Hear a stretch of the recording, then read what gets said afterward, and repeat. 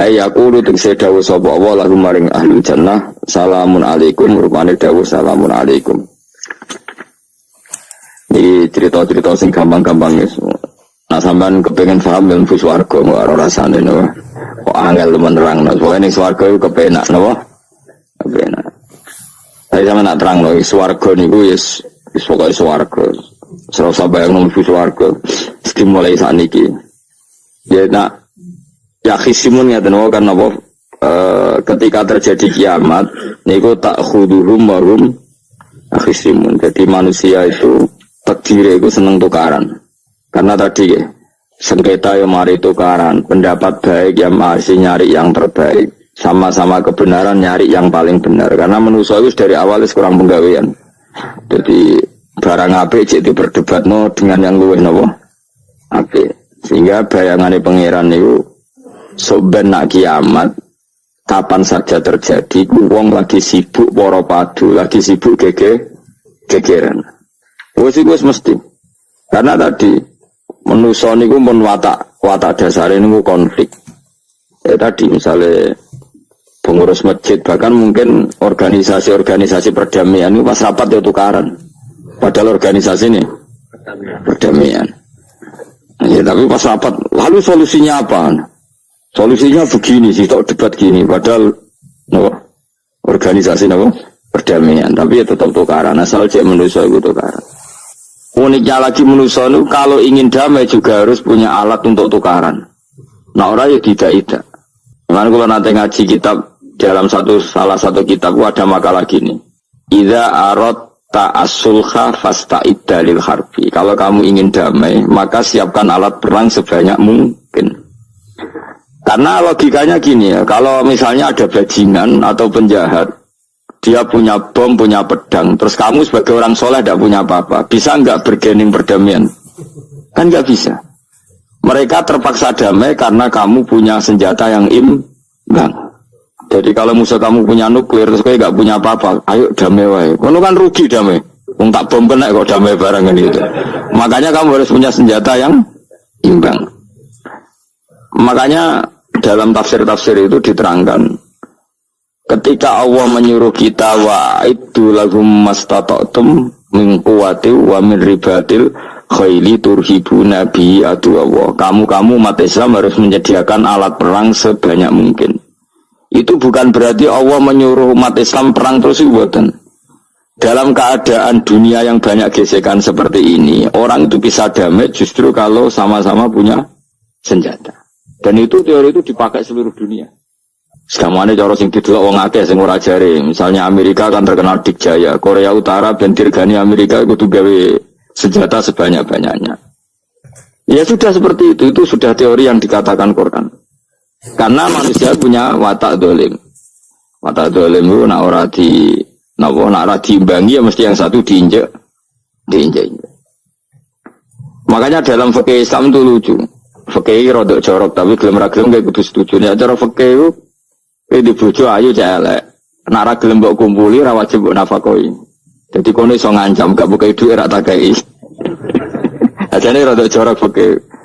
Itu cara fikih memang gitu. Perempuan itu tidak wajib melayani suaminya jika tidak dikasih nafkah. Lucunya fikih yang merovokasi sing lanang. Dan wong lanang ra wajib nafkahi nek ra dikei. Iku wis ora usah terangno iku opo. Jadi fikih itu karena ngikuti teori umum. Makanya Mbak Mun itu fikih kata beliau itu, aku mbak fikih ini ra cocok. Aku apa mau omah tapi dagangan perkara itu. Tapi memang secara prosedur fikih gitu. Mana wong kere-kere itu pancen wis ora entuk jatah kelon karena ra iso nafkahi gitu. Itu cara fikih. Memang seperti itu. Karena kere kok polahan, no? Kere kok pola. Kalau nak kere kudu ganteng. Jadi orang untuk jatah sing wedok sing seneng lah itu untuk jatah. Tapi nak wis kere elek. Ya wis nelongso perkarane memang jadi karena seorang istri wajib melayani suaminya jika tidak kodak nafkahi. Bahkan menurut fikih Islam itu boleh rafa. Jadi oleh rafanya hakim. Pak Hakim suami saya kere itu boleh. Dan itu bisa diceraikan oleh siapa? Hakim. Jadi rafa.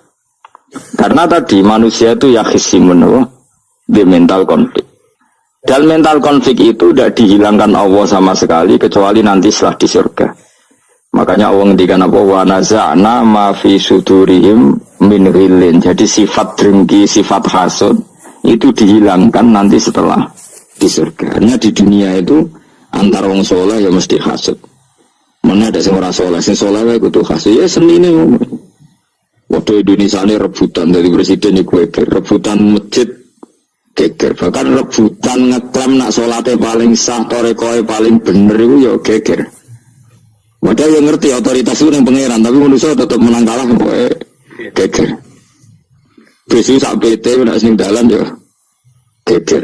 Kalau sering pak besok balapan itu kadang kisah nopo sak PT sak PO itu. Karena nanti bayangannya pangeran itu ya mesti terjadi pangeran sengendikan kiamat itu tak khudurum warum ya khisimun. Jadi panorama yasinan tora paham tak tolong bangunan arabam bangetan warum fi ghaflatin minha bitakhosumin wa tabayu'in wa aklin wasyubin. Mesti manusia itu dia mental takhosum saling berebut. Makanya cita-citanya Sayyidina Ali, Dawi Sayyidina Ali, anak awaluman yadzu baina yaday rahmanil khusumah, dari Sayyidina Ali. Saya nanti pertama ketemu pangeran itu akan melaporkan musuh-musuh saya. Jadi cita-citanya dene. Aku lah itu rencana ngono. Aku lah itu seru no. Dibule bareng lapor ku ala wah ya nyorot. Sayyidina Ali beda wae anak gue wis lapor dibule. Salah. Karena apa? Ya itu tadi. Manusia itu pokoknya ngono. Pertama manusia itu Nabi Adam. Itu ya wis geger mek malaikat. Dari pangeran Adamu khalifah, dari malaikat khalifah kok manusia mesti seneng geger. Dan malaikat protes itu geger dhewe, pangeran sing duwe kawula kok ngangkat digegeri. Jadi pangeran ra trimo. Wong aku sing duwe makhluk gawe aturan kok mbok gegeri. Iku pangeran. Jadi manusia pertama itu seribet, pertama ribet be malaikat. Bareng Qabil be Habil ya ribet be dulur. Mulai dhisik perkara wedokan. Terus kunane kuno wedok mari ribet. Kalau wedok tambah ribet. Soalnya dunia itu sering petes dinikmati no? Dinikmati. Makanya banyak orang top itu. Kalau punya kenalan banyak orang top. Itu ribet itu di manage. Jadi ada salah satu tokoh Indonesia itu terkenal sekali. Nak pidato ra kontroversi ra iso turu, tapi nak wis pidato wong bingung kabeh iso turu. Niku saya sangat kenal orangnya. Ngerti supire takoki, "Mau piye?" Tapi pidato ini bingung ora. Nah dijawab bingung kecewa deh. Dene jawab bingung sedanten, wah seneng terus iso turu deh. Karena memang konflik itu manusia terus seperti itu. Jadi apa ya? Kebaikan pun makanya ada guyonan ini betul kisah nyata nih, tapi reputasi bernegaranya ini karena sensitif. Ada negara tertentu yang muadzin itu digaji 30 juta. Jadi orang-orang melarat dengan muadzin itu 30 juta. Naiknya BMB. Imamnya itu digaji 70 juta. Hitung saja kalau 70 juta satu bulan, satu sholat berapa? 70 dibagi 30. Kira-kira berapa satu hari ini? 2 juta ya, sekitar 2 juta 200 lah. Enggak kayak Indonesia, imamnya fakir-fakir, terus muadzinnya fakir-fakir. Dikira itu satu prestasi negara itu karena mengapresiasi, menghormati muadzin dan jebule sing kiai Indonesia aja penak. Madekman ke sholat terus. Mesti lah madekman ke sholat terus gak ada gajine. Akhirnya kecewa dong. Semenjak itu berani cerita prestasi negara itu pada Indonesia. Dia itu bangga negaranya itu menghormati imam sampai digaji, muadzin digaji. Terus dikirakan Indonesia dinya. Imam Indonesia kan fakir-fakir, kadang wis padasane elek imami dhewe, komat dhewe. Terus macam-macam lah. Nah. Tapi dekne gak ngerti nak Indonesia ku pinter tukaran, pinter debat. Oh, berarti ke sholat terus itu perkara ono gajine to ngono. Makanya imam di sana sergap-sergap karena kalau nggak ngimami dipotong gaji. Semenjak itu negara itu nggak pernah cerita prestasinya negaranya mengelola imam. Nah, itu dunia-dunia kemarin geger. Saya sering debat sama banyak kiai karena itu. Kue setuju di masjid imami digaji sama ndak? Misalnya saya partai ikhlas, setuju ndak biar imami itu ikhlas. Ada yang partai realistis, mereka kan punya keluarga harus digaji dong, kalau enggak kasihan. Partai realistis versus partai ikhlas. Menang mana coba? Menurut hukumnya Allah mungkin menang ikhlas, tapi partai realistis, masuk uang kok ngimami tok untuk gaji. Artinya apa? Dalam kebenaran saja bisa diperdebatkan, apalagi barang benar baik batil. Karena manusia itu punya mental wahum yakhsimun. Ya sudah seperti itu. Makanya nanti benar-benar gak ada konflik itu di akhirat. Mengenai akhir imam gak bangga. Surga ngimami wong sana hebat nih, coba mergo digaji. Nanti man ke sholat terus ngono gaji ini. Artinya sholatnya orang Indonesia itu luar biasa. Imam-imam Indonesia tanpa gaji kok. Ya resikonya kadang mutung, itu kan gak masalah. Tapi ya gak masalah lah, tapi tetap ikhlas dibangun apa? Gaji. Mana kalau lu bingung saya hafid mulai digaji, ustad digaji, kalau lu bingung kerja takoi, berkali-kali. Beberapa pemprov kan ingin mengapresiasi hafid dapat insentif terus ustad. Gua kerja takoi, jenengan termasuk yang setuju apa enggak? Muni setuju kok didik uang ketunyan, muni ras setuju hafid betul duit kok ora oleh. Aku mending ini, wong alim merasa mikir dunia, bener-bener itu yang tanya itu kadang gubernurnya tanya saya, bupatinya tanya saya, Gus di daerah mana-mana itu ustadz, guru madrasah itu dapat insentif. Cara jenengan Rembang setuju apa enggak? Aku jawab yo, ngelatih ustadz seneng duit yo rapi. Tentang ustadz rezeki yo rapi. Ustadz fakir yo agak tenang. Nah, gua kan wong keramat, gak mati masalah, cara orang untuk gaji. Tapi kan gak semua orang keramat. Gua kan wong keramat untuk gaji tetap gagal. Tapi rata-rata ustaz kan gak keramat. Gak keramat, bocahnya cerewet. Cek kumpul mertua. Nggak, kalau sampean misalnya jadi, nggak ini cerita wakisimun. Seman setuju nggak kalau ada hafid itu dapat insentif? Ayo ngaco. Setuju ora? Loh, setuju hafid. Terus gue senang hafid itu di mental materialistik. Setuju lah. Nggak. Terus dia setuju. Hafid rada duit. Mungkin ya, itu sebelum saya aku. Jadi memang kebaikan saja bisa diperdebatkan. Makanya dulu kalau ulama, makanya ijtihad itu penting. Ulama dulu itu kalau gejolak-gejolakan itu dalam hal yang tidak mujma'alah, ya tentu dalam hal yang tidak apa mujma'alah, itu gejolak-gejolakannya itu gak pernah selesai. Karena memang sesuatu itu pasti mirip ke sana, mirip kemari. Makanya disebut ra'yuna shawabun yahtamilul khata' wa ra'yuka khata'un yahtamilus shawab. Pendapat saya itu taruhannya benar dulu tapi ya mungkin salah, tapi pendapat Anda salah tapi mungkin benar karena mirip-mirip. Misalnya zaman sahabat itu sudah jadi perdebatan gini. Setelah Mekah ditaklukkan Rasulullah dan setelah Rasulullah wafat dan Islam sangat-sangat kuasa, bukan sekedar kuasa lagi, sangat kuasa. Paling enggak menguasai Mekah Medina. Itu perdebatannya gini. Kita keluar Medina apa enggak?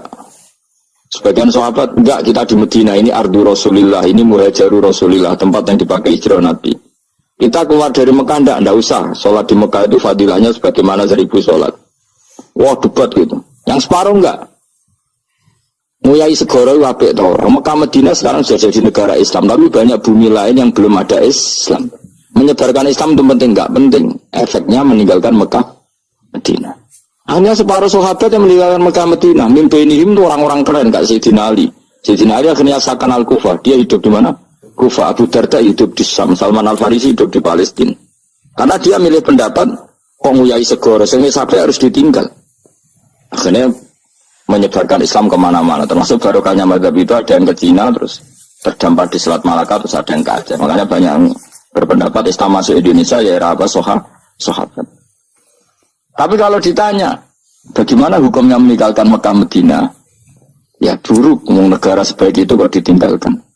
Tapi bagaimana hukumnya membiarkan bumi lain tanpa dai, ya buruk. Terus kayak jawabmu bi. Jadi dalam kebaikan saja ada perdebatan. Gue yang misalnya, dia hukumnya jalan be konco traktir ya ape. Dia hukumnya neraktir konco nganggu jatah belanja bojo elek. Akhirnya jadi lanang-lanang jono dewi kesono jatah bojo atau jatah konco. Karena dia mau cukup nak ora. Ya itu sudah semua manusia itu wahum yakhisimun. Makanya sampean kalau beda pendapat itu sing biasa wae. Coba saiki berbeda pendapat geger. Beda pendapat itu sudah fitrah. Enggak mungkin lah. Kita ada beda pendapat itu tidak mungkin. Di kampung-kampung kalau ada masjid speaker di mana-mana saya sering ditanya. Wadah yang progus kandani nak adzan juga banter-banter mengerameni tonggo. Nak niat sholat terus adzan nak isteko. Sing sitok yo ora kudu banter ben siar. Sing sitok mau sedemen dipisoi tok, mergo sing ora seneng malah mau misoi tok, sing wis seneng tanpa adzan pun yo tanpa adzan rame-rame maksudnya wis salat kan nanti. Dulu tuh perdebatannya gitu. Abu Bakar nak wiridan yang masjid tuh wirih banget, selirih-lirihnya. Umar nak wiridan bianter, tapi ranggusan sistem zaman itu, tapi banter aja. Tapi sengamai ini lah intinya sengamai. Ketika Abu Bakar ditanya Rasulullah ya Abu Bakrin kenapa kamu melirihkan suara? Jadi saya itu malu sama Allah. Dia itu zat maha mendengar. Jadi saya merasakan suara itu malu. Kayak pangeran butuh suara keras. Umar ditanya, kenapa kamu terlalu keras? Umar jawabannya sederhana, betul-betul ngantuk. Makanya nggak ada satupun ulama yang mengatakan Umar itu afdhalu min Abi Bakar. Mungkin jawabannya yo kadang sederhana banget. Malahnya ijma' di sunnah itu Abu Bakar afdhalu min Umar. Kalau nak jawabannya beneran ngantuk. Padahal jawabannya Abu Bakar, kalau nu isin kalian pangeran yang maha pendengar kok banter-banter. Rasulullah dalam banyak hal ya gitu, ketika banyak masalah itu sahabat dongo banter-banter. Nabi itu kok innakum latatuna as-somma. Kamu tidak berdoa sama zat sing budak. Maka kamu enggak usah banter-banter. Jadi andaikan ada istighosah pakai sound system banter-banter itu ya perlu dipertanyakan. Yang pengiran wis krungu gegere ngono lho Bang. Tapi misalnya mazhab itu kamu pakai. Terus ada pertanyaan, dangdutan saja banter. Kenapa kalimat ibadah boleh banter? Masalah mana? Ya asal isi dunia itu masalahnya. Dia bilang dia, ini cerita saja. Kalau manusia itu istighosah jaluk tolong sama pengiran kan? Pengiran sudah dengar tanpa sound system apa enggak? Kenapa banter-banter? Nah, tapi kalau tadi dibalik dangdutan saja banter-banter. Kenapa ya? Kalimat ibadah boleh banter-banter. Jadi manusia itu memang potensinya itu ya khisimun dalam kebaikan saja khisimun. Jibril orang kondangi itu buantai malaikat-malaikat liane. Masyhur itu siapa yang enggak ngerti Nabi Ibrahim? Nabi Ibrahim itu nabi keren. Diobong ning geni ambek Namrud. Jibril datang. Saya utusan Tuhanmu, melihat kamu mau dibakar simpati. Nah, terus piye jari Nabi Ibrahim? Yo, nak gue juk tolong tak tolong ya. Ndak saya tidak minta tolong sama kamu. Mungkin aku bodoh makhluk. Kena wani ngomong dengan Jibril. Nabi Ibrahim santai. Maksudnya gue rabe aku sing nulung. Gue kondo aku tak ada no pangeran. Jadi malaikat Jibril. Jadi Nabi Ibrahim. Lo nak soal pangeran, nak soal kondo gue berso. Artinya ini lo bodoh kekasih pangeran itu bantah-bantahan. Jadi gue. Namun nang partai politik orang geger. Mana ada partai politik geger biasa. Wong Jibril geger Nabi biasa. Mana kesobenan takoi mungkar nangkir utuani ben seru napa? Takoi marah buka kula guru TPQ. Ngenyek wong guru TPQ sing ditakoi marah buka. Sing mulang niku kula. Sampeyan ra tau mulang malah takok. Jelas. Malaikat. Dan itu masyhur itu termasuk keramatnya Imam Malik itu gitu. Dia itu punya teman guru madrasah. Neng akhirat dicetakoki mungkar nakir marbuka. Malaikat Malik matur pengiran Gusti. Malaikat jiran kandhani iki ambek guru tauhid takoki marbuka. Akhirnya pengiran nyalano malaikat yo sing jenis niku coba takoki. Lucu dong guru tauhid takoki. Sesuai kajian Nabi bisa takoki waman Nabi juga. perkara. Kanjeng Nabi Muhammad terus takoki waman. Iya takoki Nabi malah takoki waman Nabi.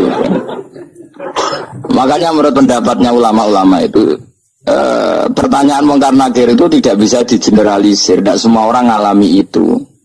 Saya tidak punya rencana untuk mengalami pertanyaan itu. Karena pasti bila-bila. Nah, angger wong ngono Kanjeng Nabi kena pisan. Terus Kanjeng Nabi apa kena pertanyaan waman Nabi Yuka. Kan ora kebayang. Makanya masyhur itu. Sama lihat di kitab Nurul Dzalam itu karangannya Syekh Nawawi. Syekh Nawawi Al-Bantani itu sarahnya apa itu Aqidatul Awam. Yang Nurul Dzalam yang sarahnya apa? Aqidatul Awam itu. Itu dikarang Syekh Nawawi itu diantara keramatnya siapa itu Sayyidina Umar. Sayyidina Ali itu pernah minta ya Allah beri saya kasaf mukasafah mau kepengen roh meletene Umar zaman ning dunya ngeruang disentai jajal dekne iku hubungane piye mbek mungkar nakir wani gak nyentak mungkar nakir mergo pikirane Sayyidina Ali Umar tuh ning dunya kenangannya ngeruang tau disentak Umar jake wani gak nyentak sinten mungkar nakir minta sama Allah supaya ngalami kasaf itu ya mukasafah lah, mukasafah tawalam gaib. Itu di dunia wali biasa, nak kira tahu ya banget. Di dunia wali itu biasa dan itu pasti mustajab. Mukasafah nih, saudara Umar mati, kabundut terus ditunggu nih bedanya minta kasaf dan tawanan Umar tangi turu, tangi ke kuburan sewante. Bukan akhir teko dengan wajah yang sangat mengerikan. Mesti dinali ini tidak no wajahnya itu kalkidril kali kaya ombreng sing nyala. Wes seru. Wah, saya dinali kalah iki kiok ora salah kiok. Ternyata apa? Buar muka akhir baca kono Umar nguwatek. Kamu tahu enggak menjadi siapa kamu itu? Saya ini teman dekatnya kekasihnya Allah. Ada ini nggak ada ala kancane. Kamu tahu saya ini siapa? Ana sohibu habibillah. Saya ini temannya kekasihnya Allah. Bukan akhir mulai mikir waduh. Orang nyentak wes disentak sih. Ini bisa kamu pakai nanti. Wira aku biasa gue jalalan ngalor itu. Sebenarnya cari muka anak, jajal moto. Ya repot. Siapa ya? Kan gue moto, raton moto. Kan mau gue moto. Akhirnya karena akhirnya nangis nih pengiran. Nangis Gusti, selama ini saya biasa nyentak, kenapa sekarang malah dibentak gitu. Terus kata Allah, Yesik sopan sithik iku semenjak iku mungkar nakir itu punya aturan. Yes ngene aturane, ojo prosedur teman-teman wae nek ketemu kekasih iku ojo garang teman-teman. Semenjak iku sudah ada ndak sekarang itu. Sayyidina Ali intine terus ternyata konsisten. Maksudnya Umar itu ning akhirat pun masih main sentak. Ya bagus lah konsisten maksudnya apa? Bagus. Karena tadi manusia itu punya mental wahum ya khisimun. Itu enggak bisa enggak. Sudahlah. Di perdebatan kebaikan, makanya rapat keluarga apa? Masih niate silaturahim tetap dolan ning dulur niate silaturahim bareng dulure rapati perhatian. Dolan aduh rapati tahap. Gremeng kan padahal niate silatur. Iya ada organisasi perdamaian kira-kira di internalnya banyak konflik. Banyak padahal jenis organisasi perdamaian. Coba itu bom-bom dari Amerika atau mana itu kalau ngebom negara tertentu kan karena negara ini apartheid atau apa. Tapi untuk berdamai juga melewati apa? Bom dulu. Untuk memaksa satu negara gak perang ya dipaksa dengan alat perang. Coba Indonesia dijajah Jepang tuh mau pulang karena dipaksa sekutu. Jadi untuk damai saja dipaksa dengan alat perang itu dunia. Betapa ada idealnya dunia untuk damai saja harus perang dulu. Makanya idza aradta sulhan fasta'id dalil harbi. Kalau kamu ingin damai pun harus menyediakan alat perang. Karena kalau nggak punya apa-apa pasti diinjak-injak. Ya sudah seperti itu, ini dunia semuanya nggak pernah sempurna. Tapi damai harus perang, harus paling tidak punya alat perang. Karena mentalnya manusia itu wahum yakhismun. Sampai pas kiamat ini cek wahum yakhismun. Makanya ya sudah seperti itu. Tapi nanti insya Allah baru kayak kesolehan itu perdebatannya dalam kesolehan kayak yang dialami malaikat Jibril dan Nabi Sinten Ibrahim. Malaikat Jibril empati ya karena kekasihnya Allah dibakar. Ibrahim merasa dekat sama Allah, gak perlu perantaran malaikat siapa? Jibril. Itu bagus ya perdebatan dua orang soleh. Banyaklah Rasulullah dengan Jibril ya sering kadang-kadang debat, tapi perdebatan orang-orang soleh itu memang luar biasa. Coba-coba debat di Indonesia bagi negara sebelah sisi itu. Wah negara kami imam masjid itu digaji gini-gini. Niatnya pokrol jumlah jadi ke Indonesia. Mandik man ke sholat terus lah no gaji ini. Jadi akhirnya kan, ya malu tuh ternyata sholatnya terus itu karena apa? Gaji. Orang Indonesia tetap sholat tanpa gaji, tapi gerbangnya jalan terus. Loh iya saya sebagai kiai itu sering bingung kalau ditanya gitu. Saya sering kenal bupati, gubernur. Kalau sering tanya, saya itu ingin mengkhidmati agama di Jawa Tengah atau Jawa Timur, ingin ngasih insentif sama guru Madin.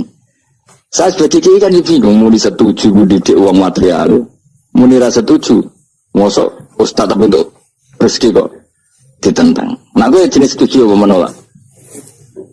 Mustafa yang khusus yang setuju, terus bosan dan lebih melarat tuh.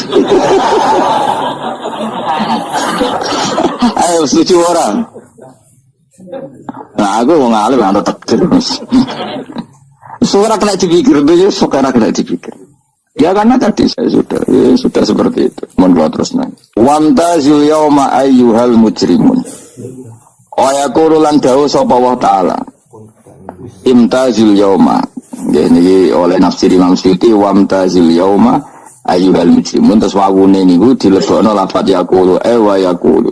Tegesilan dawu sapa wa ta'ala dawu imtazil yauma. Intazumi sawo sira kabeh al yauma ing dalem iki dina ayyuhal mujrimuna wong-wong sing dosa. Lan iki nunjukno nak zaman ning donya iku kancanan wong kafir sing ora harbi ki angsal. Mergo orang bener-bener terpisah dari wong kafir teng akhirat. Makanya ulama-ulama tidak mengharamkan misalnya ada mahasiswa Indonesia kuliah di Jerman atau enggak apa-apa. Yang penting jaga imannya. Karena wajib terpisah mbek wong kafir iku nak wis teng akhirat imtazul yauma ayyuhal mujrimun infaritu adil mu'minin intakhtilatihim bihim. Saat di akhirat benar-benar orang mukmin harus terpisah dari orang kafir karena alamatnya berbeda. Tapi kalau di dunia kan ada hajatil muamalah, ada hajat muamalah. Ya, tadi asal tidak harbi, ada asal kafir yang tidak musuh kita. Karena ada hajat muamalah. Ya ada hajat apa? Muamalah. Mau tidak mau. Misalnya kamu ya haji ya pakai pesawat. Bikinan Amerika, orang Amerika bisa punya uang ya nak pesawatnya kepayon tinggal haji. Kalau enggak ya ada yang rental ya bangkrut. Ya tapi gue nak misalnya ranggu pesawat terus sampai melaku. Ya asal di dunia itu pasti ada saling interaksi sosial. Paham ya? Nah nanti benar-benar terpisah wamtazil yauma ayyuhal mujrimin itu nanti, nanti. Jadi nggak bisa dihindari. Wamtazulan misau sira kabeh alyoma ing dalem iki dina ayyuhal mujrimuna ya eling-eling sing itu. Saya punya sekian cerita ya supaya sama tidak jadi ekstremis. Allah mentakdir dunia itu sudah seperti ini. Sudah kamu tidak boleh protes. Kayak apa Nabi Musa itu Sofiyullah. Sing rumat Nabi Musa cilik sapa? Fir'aun. Ketika Rasulullah lahir itu panitiane ra kowe Abu Lahab. Wong roh kabeh. Pas Nabi lahir kowe Abu Lahab berjasa ndi? Berjasa Abu Lahab. Abu Lahab saking senenge ponakane lahir lanang ganteng itu candaleme dekne mestine itu penting bagi dia dihibahkan ke Sayyidah Ami. Nah itu jenis Suwaibah napa al-Islamiyah. Cara Jawa sekira sange wangi aku nduk ngewangi dulurku wae mergo duwe bayi. Kayak apa? Dia yang tasakuran yang ribet karena kekasih pangeran di rumah Abu Lahab. Musa di rumah Fir'aun. Nah dunia selai dia. Ya sudah seperti itu, kamu mau apa? Lah pengen aja ora risi tenang ae. Misalnya ben Abu Lahab protes, kalau nanti ngurmat kekasih jenengan, iya dunyaku semua. Selesai kan? Dunyaku dipangan kekasihku selesai kan? Misalnya Fir'aun protes, riyen sing ngurmat Musa kula lho Gusti. Nganggo dunyane sapa? Dunyane jenengan yo wis masalah opo? Pangeran santai wae. Tapi nak gue ada bayang wong soleh kudu steril kau wong kafir lah terus gue gak tau maca sejarah. Nabi Musa itu umat Fir'aun. Lahir kanjeng Nabi ini sing manitiani Abu Lahab. Ini semua dunia biasa wae, urip wis biasa wae.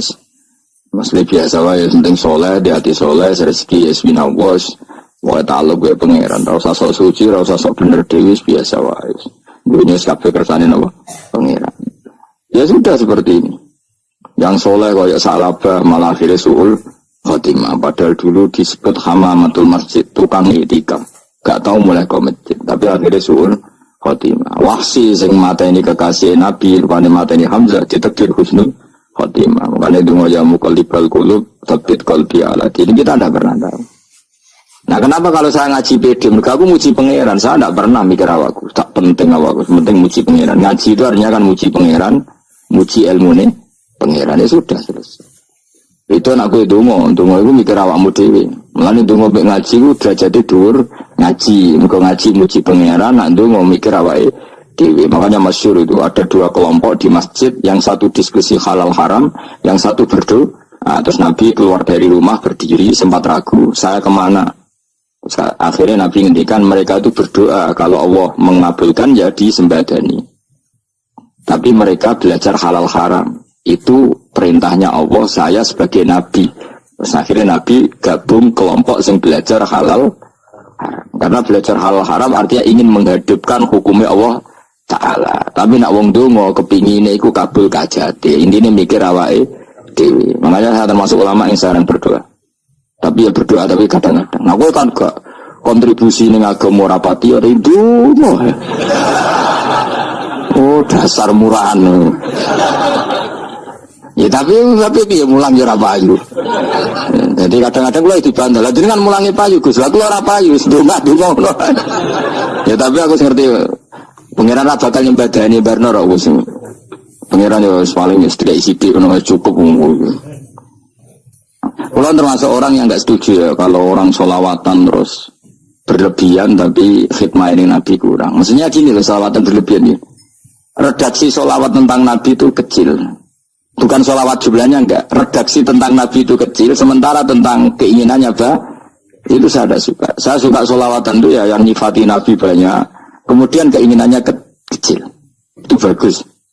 Kayak Ihya itu, kayak Ihya Abdul Hasan As-Sadili itu.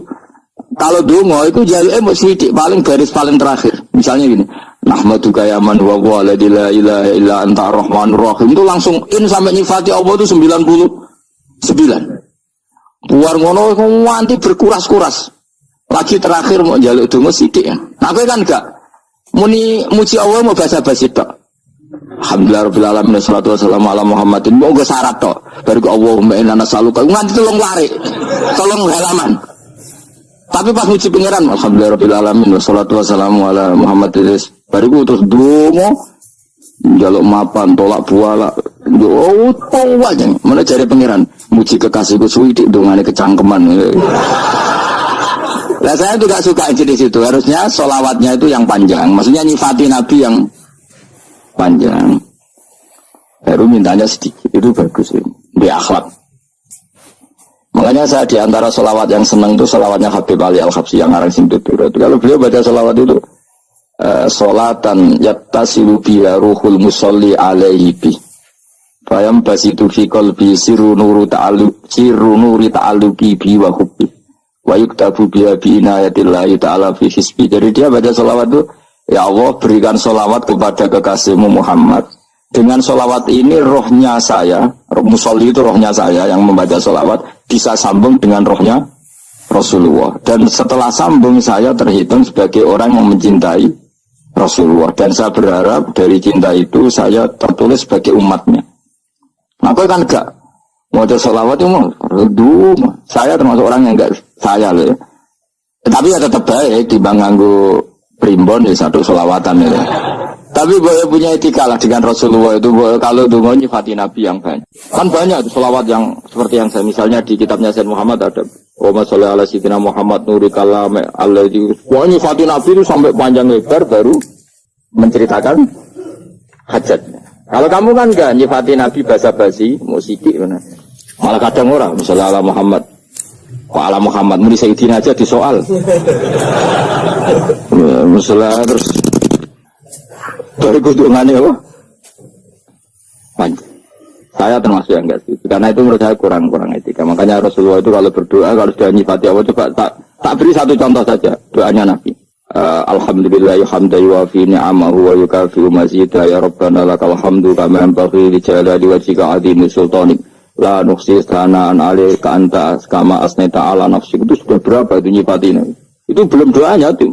Nah kamu kan enggak Allahumma alhamdulillahirabbil alamin Allahumma ya Allah di hajati gremen seramu tuh kan. Jangan kata-kata wali. Nanti kula wis isin dene. Kula wis sering ngamini dongane wong ngono, tapi ning atiku amin itu maksudnya amin barno mawon Gusti. Tapi aku amin tapi amin ku barno mawon Gusti. Wong ora jelas ngono berarti. Jadi aku muni amin tapi amin barno maksudnya ya Allah barno amin ngono maksudnya.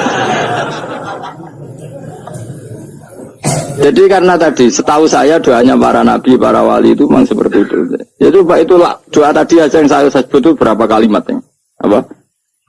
Alhamdulillah hamdan yuwafi ni'amahu wa yukafi'u mazidah ya Rabbana lakal hamdu kama yanbaghi li jalali wajhika 'azimi sultanik la nuhsi sana'an 'alaika anta kama asnaita 'ala. Enggak terhitung pujian saya kepada engkau sebanyak engkau memuji pada diri engkau sendiri. Allahumma inni a'udzu biridhoka min sakhatika fi mu'afatika min uqubatika wa bika minkal. Allahumma sholli bi haqqi jabarutika wa bi khawfika kan panjang sekali doanya wali-wali itu, tapi semuanya bersifati Allah. Bahkan banyak yang kemudian lupa enggak doa. Coba haji, doa haji itu coba. Labbaik Allahumma labbaik la syarika lak innal hamda wa ni'mata laka wal mulka la syarika lak.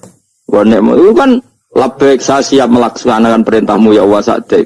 Engkau yang punya pujian, engkau la syarika lak lakal. Itu malah enggak ada, jarang malah ada doanya. Itu kalimatnya talbiyah semua.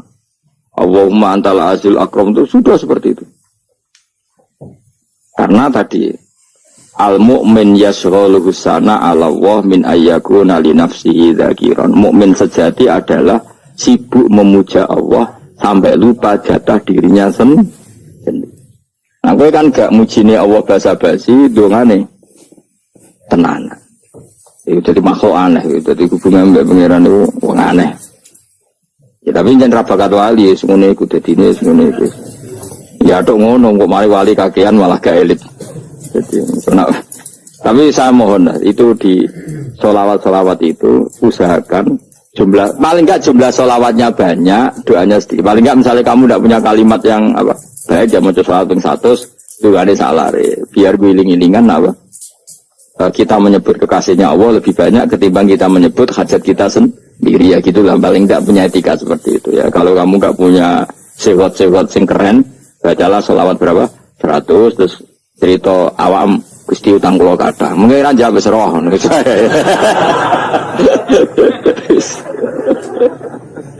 Tapi kan kita menyebut kekasihnya sampai 100, nyebut utang bisa. No cowok nyebut kekasih bisa, nyebut utangnya 100. Berarti yang nak ditakoki pangeran, kowe nyebut kekasih wong pira pisan, nyebut utang 100 dasar rayu utang nomor-nomor kan. Ya ada, saya termasuk orang yang setuju tadi. Jadi kalau redaksi sholawat cari yang mujinya Nabi lebih lebih banyak. Karena itu nanti lebih diridhoi Allah Taala. Coba Allah sendiri kalau nyebut nabinya itu hitung saja. Laqad ja'akum rasulun min anfusikum. Jadi rasulun min anfusikum, seorang rasul yang sejenis dengan kamu. Terus azizun, orangnya sangat terhormat. Alaihi ma'anitum, rasul ini siap menanggung apa yang kalian tidak mampu.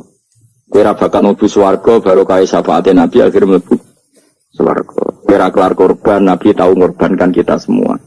Dokha Rasulullah bikab ini terus ada an ahli wa hada amman lam yutokhi min mati. Ini alihima anitum. Nabi menanggung apa yang kalian berat. Azizun, Nabi itu ali terus harisun alikum. Nabi sangat berkomitmen menyelamatkan kalian. Haris itu keinginan yang berlebihan itu jenis apa? Haris, kuno namanya ini ngungseng, keinginan yang over. Nabi itu sangat berkeinginan kita ini maslahat. Terus bil mu'minina ra'ufur. Allah yang super saja, kalau nyebut nabinya nyifati sebanyak itu. Ada ayat lagi misalnya, Rabbana wab'ats fihim rasulam minhum yatlu alaihim ayatika. Muhammad itu siapa? Seorang rasul yang membacakan ayat-ayat Allah. Wa yu'allimuhum, seorang rasul yang mengajari mereka alkitab wal hikmah. Wa yuzakkihim, seorang rasul yang membersihkan akhlak-akhlak kita. Jadi artinya Allah punya tradisi kalau nyifati rasul itu banyak. Juga nyifati orang-orang sekeliling rasul. Makanya menurut saya madhab Syiah itu enggak pas. Karena Allah kalau nyifati Rasulullah itu jika nyifati orang-orang di sekeliling Rasulullah, dan itu dengan pujian, yaitu Muhammadur Rasulullah walladzina ma'ahu asyidda walal kufar ruhama'u bainahum tarahum ruk'an sujada yabtahuna fadlan minallahi warid wa nasimahum fi wujuhim min atharis sujud. Itu kan panjang sekali. Dan orang-orang sekeliling Muhammad adalah begini. Kayak apa Allah muji para ashabu Rasulillah? Masa kita ikut kelompok yang menghina ashabnya apa? Rasulillah. Makanya kita tetap mazhab ahli sunnah apa? Wal jamaah, yaitu mencintai semua sahabat. Karena Allah saja yang Tuhan mensifatinya dengan sehormat itu. Mensifati apa? Ashabu Rasulillah. Disifati orang-orang yang saling kasih sayang sama orang mukmin. Tarahum ruka'an, sujud dan komitmen hidupnya untuk rukuk dan sujud. Si mahum fi wujuhim min asari sujud. Sudah asari sujud tak usah diterjemah, nanti sensitif. Cuma setahu saya asar sujud itu nanti setelah di akhirat orang sering sujud itu jabahnya itu ada nurnya. Tapi kalau ada yang nafsirkan asari sujud itu warna tertentu ya semboh ya. Itu sensitif. Dan jelas asari sujud itu ya sudah seperti itu. Seneng kamu kok hasut. Oh nyen provokator. Nah ono apa ya? Ada hal yang begitu terus mau berlebihan. Teke ya khisimun. Nah, kalau ada kepentingan pokoknya ayat si mahum fi wujuhim min asaris sujud, bahwa dalam jabahnya itu ada asaris sujud. Itu masyhur kan, saya terangkan ya, tapi jauh sensitif loh, biasa wae. Suatu saat Rasulullah itu ngendikan begini, nanti saya kata Nabi akan nyafaati kalian semua. Sahabat-sahabat tanya, ya Rasulullah dengan sekian miliar orang bagaimana kamu mengenali kita? Saya ulang lagi, suatu saat saya nanti akan nyafaati kalian, karena saya kenal kalian. Maksudnya di akhirat. Ya Allah, di akhirat. Rasulullah tanya, ya Rasulullah bagaimana engkau mengenali kita, sementara nanti di akhirat bermiliar-miliar orang gitu. Terus Nabi ngendikan gini, jika kamu punya unta dengan tanda tertentu, saya ulang lagi, jika kamu punya unta punya tanda tertentu, dalam jidatnya ada begini, dalam tangannya ada gini, dalam kakinya ada gini, maka apa kamu bisa membedakan untamu dengan unta orang lain? Ya bisa ya Rasulullah, karena unta kita khas. Misalnya kaki depannya ada putihnya, kaki belakangnya ada putihnya, dalam badoknya ada putihnya. Kata Nabi, inna ummati yud'auna yaumal qiyamati hurran muhajjalin min asaril wudu. Nanti umatku, nanti wajahnya juga bersinar, tangan kakinya juga bersinar. Jadi asar itu saya pastikan secara riwayat itu akhirat, maksudnya tentang akhirat. Tapi bahwa yang di dunia ada yang memulai asar itu dia monggo mawon. Loh itu bagus kan, artinya ekspresi percepatan. Enggak apa-apa loh, daripada kok kowe ora jelas ini gitu. Maksudnya ya orang ngetok ya pancen jarang sujud tenan. Wis ora usah sensitif, tapi yang jelas ya nanti. Ya soben kiamat ruang samu. Nanti hisab itu nanti kalau hitung hanya sekitar 3 jam. Hisabnya usak dunia itu hanya sekitar. Karena malaikat itu tidak kesulitan sama sekali. Tak warai ya. Ini nggak akan salah saya dalam hal ini karena riwayatnya sahihah. Kenapa hisab itu hanya butuh rubu'un nahar, 1/4 dari siang enggak. Anggap saja siang itu 6 jam atau 12 jam itu aja terserah. Kalau 12 paruhnya kan 6 ya. Seperti 1/4-nya berarti 3. Itu gini, jadi nanti di mahsyar itu kan yaumatab jadu wujuh wa taswaddu wujuh. Yaudah yang kafir itu gelap, hilang, wajahnya, tubuhnya semuanya gelap. Yang mukmin itu semuanya terang. Jadi sudah yang tabyadu wujuh wa taswaddu wujuh otomatis terus nyingkap. Terus pergerakannya itu delala yang tabyadu wujuh itu ke kanan, yang taswaddu wujuh ke kiri. Maka kamu jangan punya sinar yang kelap-kelip. Nanti kena bigo yang karena gak jelas tadi. Maka kamu harus sinarnya yang sejelas-jelasnya. Hurran muhajjalin min asaril. Bila perlu nur kamu sampai menembus langit saat itu. Makanya ketika orang mukmin sudah nurnya ada di muka, ada di tangan, masih ngendikan Rabbana atmim lana nurona karena takut masih kena bigo tadi. Karena kalau hanya wudhu tok, sikil tok kan, bayangkan di miliaran orang kan bisa agak kelihatan. Tapi kalau nurnya sampai nembus langit kan, itu siapa kok nurnya sampai, kan malaikat langsung tahu. Wah, apal Quran, alim kan insya Allah nurnya itu. Sama zaman itu masih berdoa, Rabbana atmim lana, sempurnakan nur kami. Karena nanti identifikasi malaikat berdasar tadi, kalau ada nur berarti diletakkan ashabal yamin, kalau nggak ada nur, ashabal shimal. Nah malaikat yang dibawa bigo itu kira-kira detail gak? Dugaan saya kalau kelap-kelip pasti kena simal. Wah ini partai kiri mesti kan. Omna sing wudune mau dulet sirah tok sidik. Karena anak mazhab Syafi'i. Sebetulnya meskipun itu sebaiknya kalau basuh sirah itu kabeh ben ora kelap. Kelip mana aneh pepes terus dulat-dulet tok. Iku soben ya itu. Kelap-kelip. Ya sudah ya. Setelah itu kata ngendikane pangeran ya raful mujrimuna bisimahum fayukhadu bin nawasi wal aqdam. Orang-orang pendosa kelihatan maka diletakkan di kiri. Nah sama yang orang-orang baik simahum fi wujuhim min asari. Jadi ayat itu jelas tentang akhirat. Tapi kira usah terus provokasi. Karena kamu kok yakhisimun. Maksudnya provokator gitu. Jadi nanti yang mukmin jelas nurnya. Lah nur ini nanti dengan kadar iman kamu, perilaku kamu. Ada yang kelap-kelip, ada yang... Nah yang kelap-kelip ini yang kena bigo itu tadi. Nanti setelah kena bigo ikut ashabi simal, yang kelap-kelip disortir lagi. Malaikat yang bagian detail kan ada nanti. Nah ini terus ditubir neraka. Yang kafir benar-benar neraka, yang ini ditubir neraka. Nah, itu nanti ini yang ngel-ngelok Kanjeng Nabi digoleki ya ini itu. Mana sakit Kanjeng Nabi, mana ono kiai soleh darani, nah iso soleh dewe sakit Nabi mereka terus goleki endi umatku sing kelap-kelip gitu. Dicari disafaati. Ya, imma langsung dituruti Allah, wa imma diubasin neraka. Ya terserah rencanamu piye kon aku kowe. Tapi yang jelas apa? Kiamat itu cepat sekali karena tadi ada identifikasi tadi. Makanya hanya cukup 3 jam karena tadi yang jelek kelihatan jelek, yang baik kelihatan baik. Makanya cepat. Ya oraful mujrimuna bisimahum, orang pendosa dikenali lewat alamatnya yaitu taswadu apa? Wujuh. Kalau orang baik dikenali lewat tabyatu wujuh. Nah terus setelah nyingkir, ini ngono tak warai kiamat. Setelah nyingkir itu faduri babenahum bisuril lahu bab. Setelah tersingkir tadi terus lalu ada pintu penghalang, pintu pemisah. Nah pintu pemisah tadi yang sisi kanan langsung jadi surga, yang sisi kiri jadi neraka. Itu disebut faduri babenahum bisuril lahu bab batinu fi rahmatu wa zahiruhu min kibalihil adab. Yang pintu arah kanan otomatis wilayah surga, yang pintu kiri otomatis wilayah neraka. Nah problemnya ketika penutupan pintu itu dah yang kelap-kelip itu katut kemana ini yang makanya kamu jangan malok partai yang apa kelap-kelip yang nggak jelas itu koalisi kemana ini. Kalau partai besar kan iso nyalon presiden, partai kecil ini kan ikut mana ini kan tinggal sore 1%, 2% ini kan repot. Loh, coba misalnya nur kamu 2%, berarti gelap kamu kan 98%. Kira-kira malaikat mengkategorikan kemana coba? Ayo jawab. Gelap. Loh, kode semangat. Padahal itu bagian dari kamu. Kalau satu tubuh itu sinarnya hanya 2%, kira-kira kategorinya itu partai gelap, partai terang. Kode semangat kok.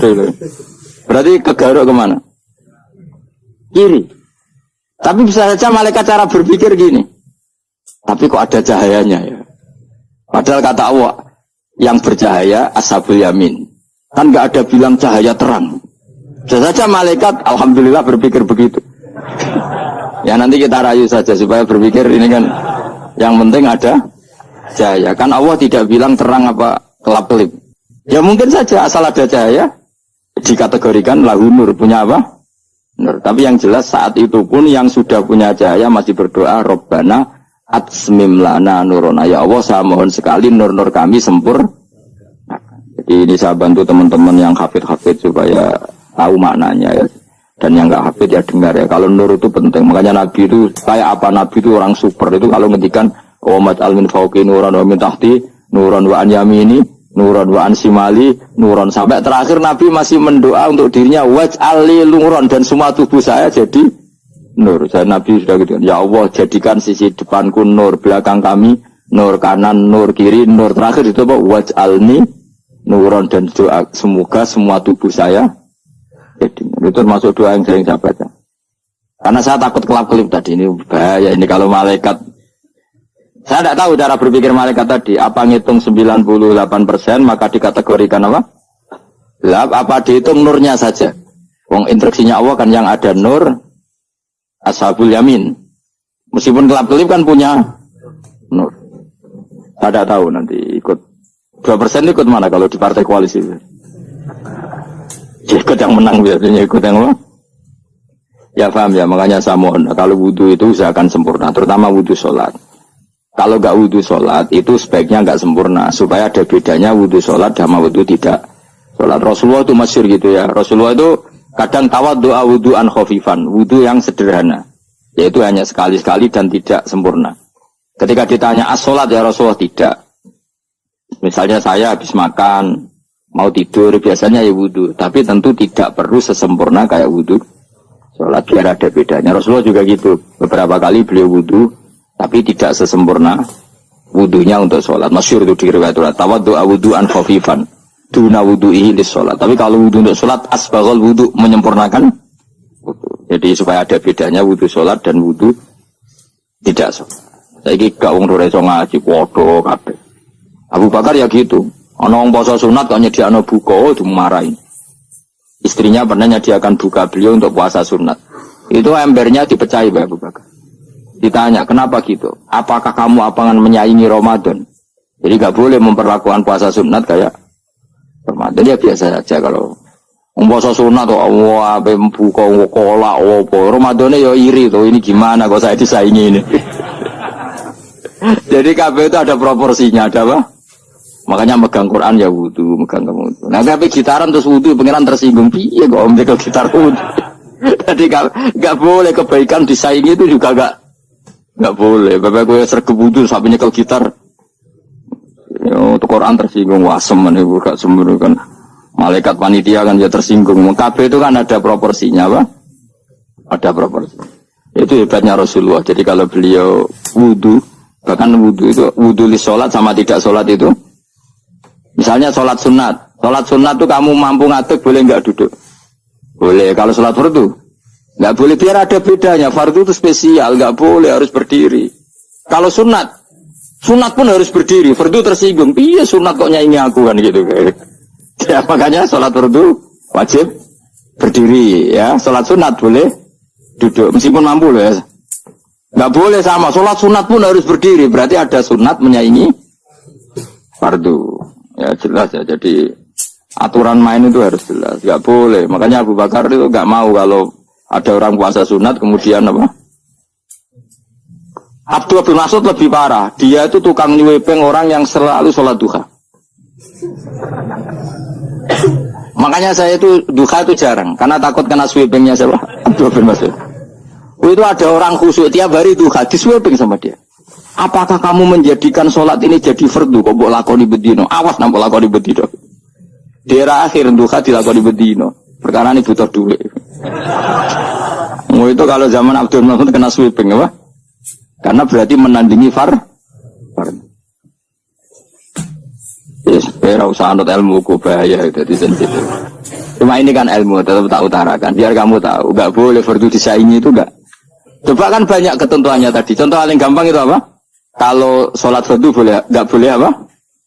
Duduk. Sholat sunat boleh duduk. Sholat sunat boleh di kendaraan sesuai jalannya kendaraan. Ainama tawajjahat bi rohilatu. Kalau sholat fardu, kalau kamu naik unta harus turun untuk memastikan di kiblat.